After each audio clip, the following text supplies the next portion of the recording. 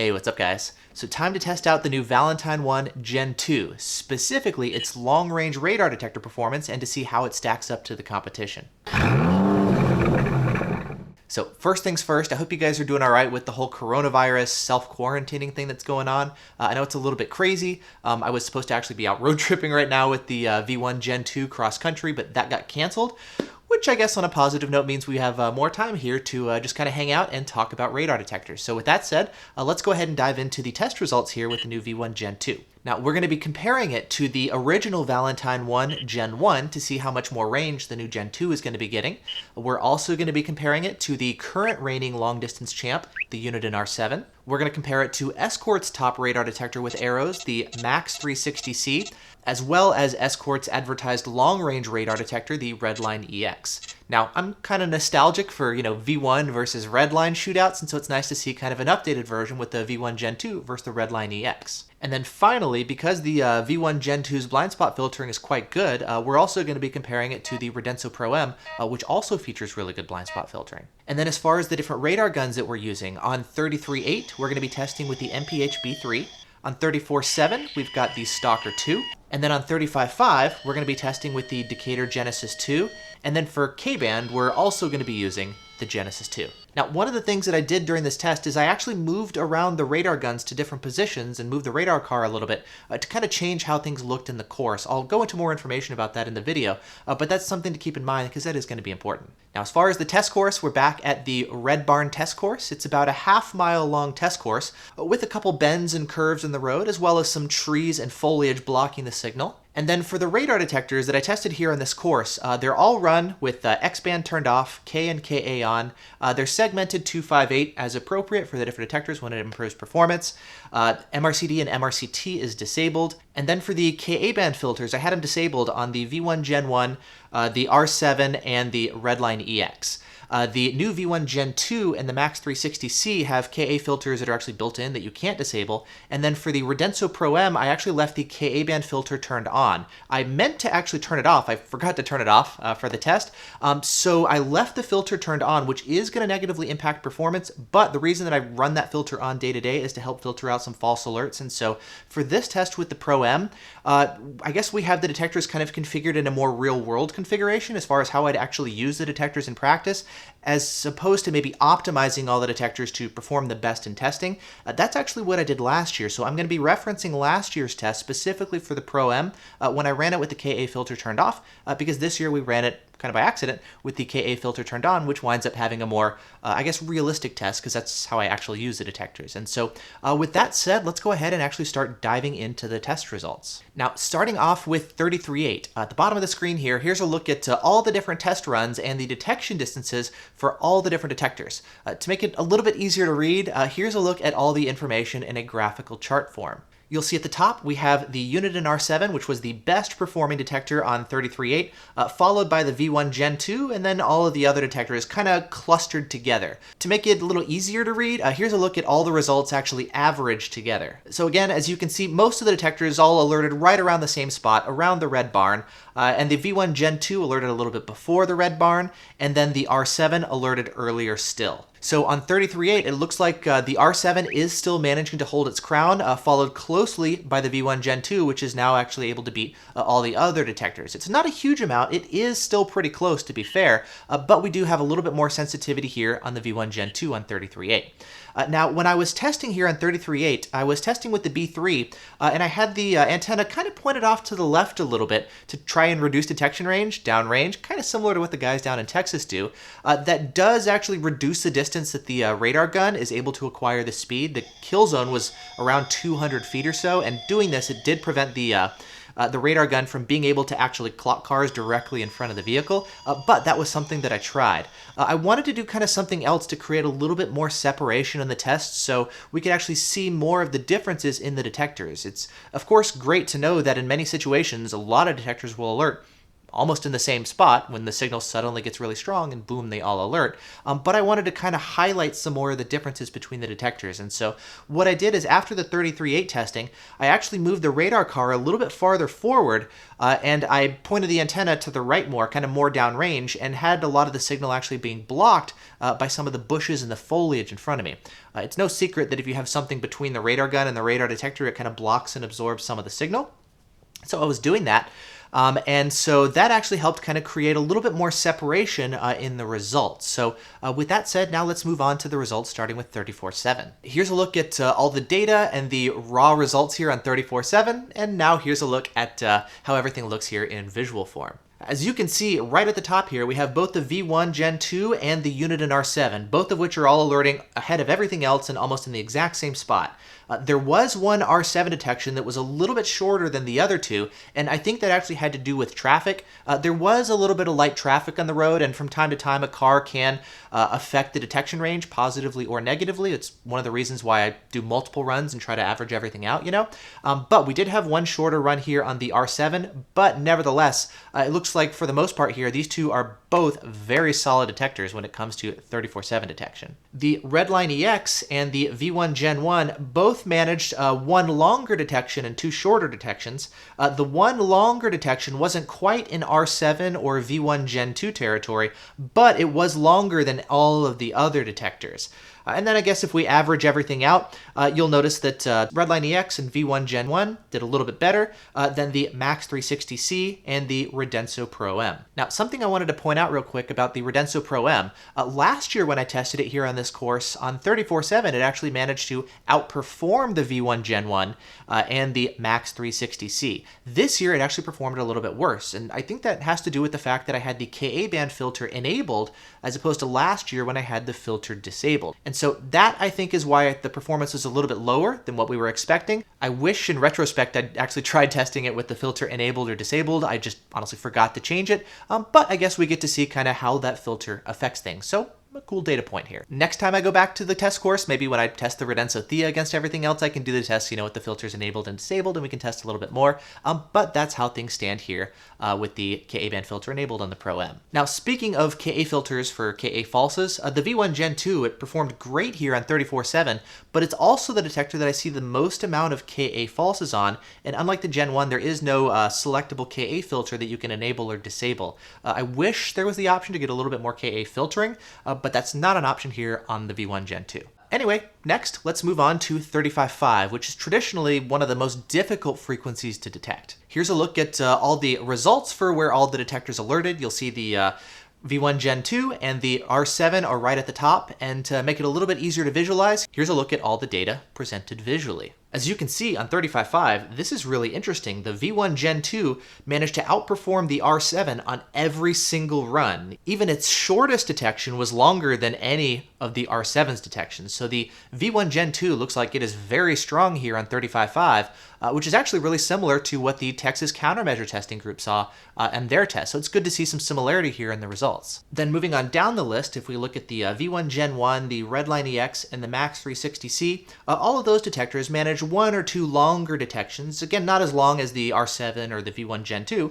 but they had some shorter detections and some longer detections. The Radenso Pro M had the shortest detections out of all of the detectors here. To make things a little bit easier to read, we can just kind of average all the results again, and here's how everything looks. And then again, taking a quick look here at the Pro M at the bottom, if we compare it to last year's test results with the Ka filter disabled, again, it was more toward the bottom of the pack as far as all the different kind of upper tier detectors. So 35.5 wasn't necessarily its strong suit last year with the Ka filter disabled for better performance, and then coming back to this year, again, it had maybe the handicap of the filter enabled, and so it performed worse, but I wouldn't necessarily expect 35.5, even though it can do a good job, it's not going to be its strongest suit here. Coming back then to the V1 Gen 2, which is really what I wanted to focus on here for this test, on 35.5, it really shines compared to the competition. So great job here, Valentine, especially on 35.5. Now, moving on to K-band next, this one's going to be a little bit tougher to test just because all these detectors have so many different options that you can use to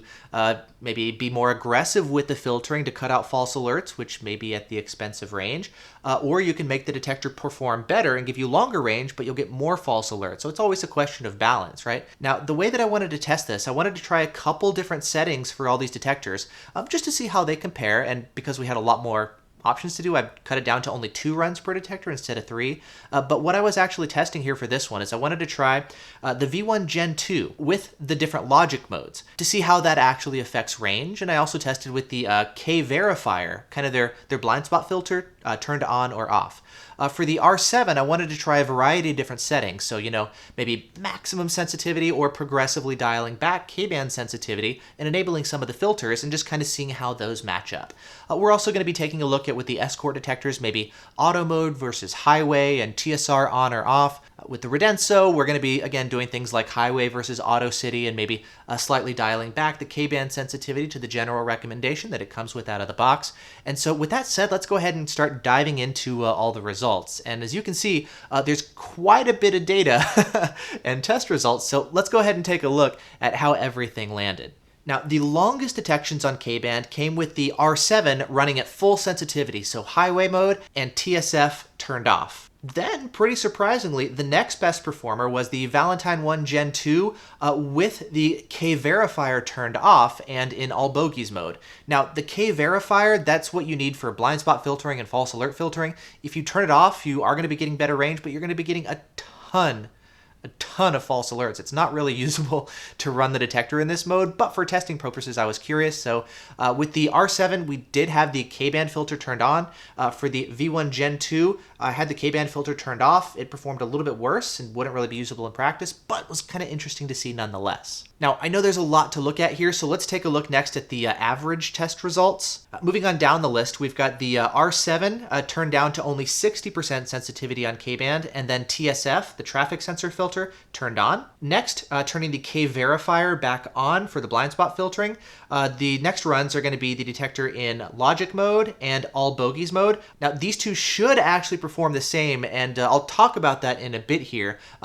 But yeah, the V1 does better here in A mode and little L mode. Then you can just kind of take a look through the list here. You can see Max 360C performs better in highway mode and TSR off as opposed to auto mode with TSR turned on. Auto mode is speed sensitive, so for all these runs I ran the detectors at 40 miles an hour with cruise control set. And if we take a look at the Redline EX, you'll see similar results here. You'll notice it does better in highway mode and TSR off as opposed to maybe turning on some of the filters like auto mode and TSR on, to be expected. Now, one interesting one, we've got the R7 in city mode, which is the maximum level of filtering, as well as the V1 Gen 2 with the K-verifier on and big L mode. Now, taking a look at the most aggressive filtering options for both detectors, the R7, even though it's running at like 10 or 18% sensitivity or something, it actually still performs better than the V1 Gen 2 run in advanced logic mode. I like advanced logic mode in the V1 Gen 2. It helps quiet it down.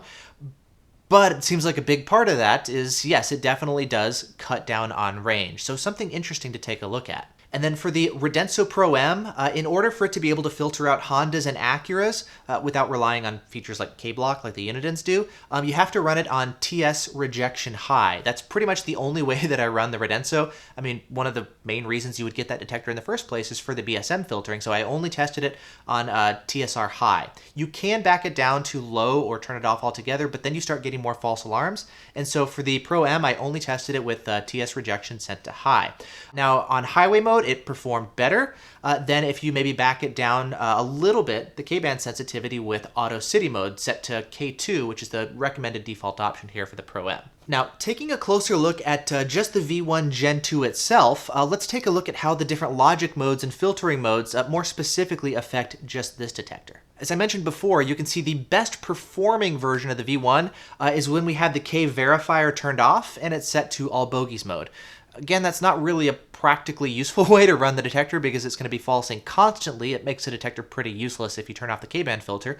But yes, it looks like it does give us longer range. cool to see, even if it's not necessarily that practical. Next, if we turn the K verifier back on, we're going to be taking a look at the detector in all bogeys mode and in logic mode. In all bogeys mode, or big A mode, this is the one where it's going to alert you to everything that it sees that maybe hasn't been filtered out by the K verifier because it thinks it's legitimate. So all bogeys mode is just going to go ahead and alert you to all the signals, as opposed to logic mode or little L mode, where it's still going to alert you to those signals, but it'll just mute those signals when they're weaker. When you get closer to the signals and the signals start to get stronger, then it'll start alerting you, but visually it's going to alert you to all the same signals. Now, in my test, I found that for the most part, we got the same detection range between those two different modes, which makes sense. I did actually see one longer detection in logic mode, and when I was driving, when that happened, it pretty much gave me one longer distance alert, and then as I continued driving down the course, it lost that signal and then reacquired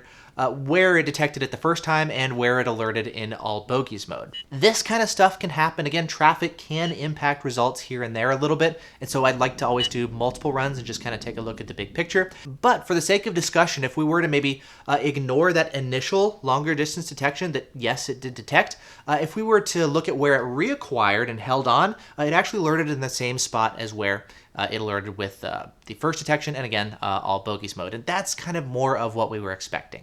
And then finally, if we want to set the detector up for maximum filtering, which is going to be advanced logic mode, this is going to be doing some additional analysis with the detector to try and filter out maybe some door openers, some blind spot falses, things like that.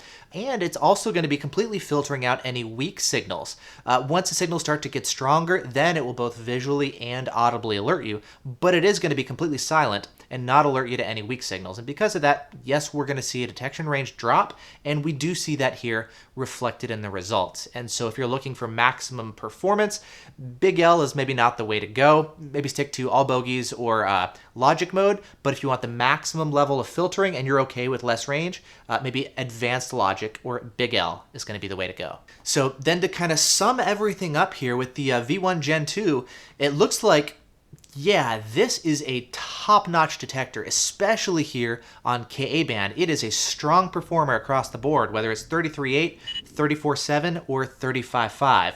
On K band, it may not be quite as sensitive as the R7, but it also filters out false alerts better than the R7 does, especially if you pair it with the phone, tie in GPS to get your lockouts and whatnot. But even without that, the blind spot filtering is going to be better than the R7.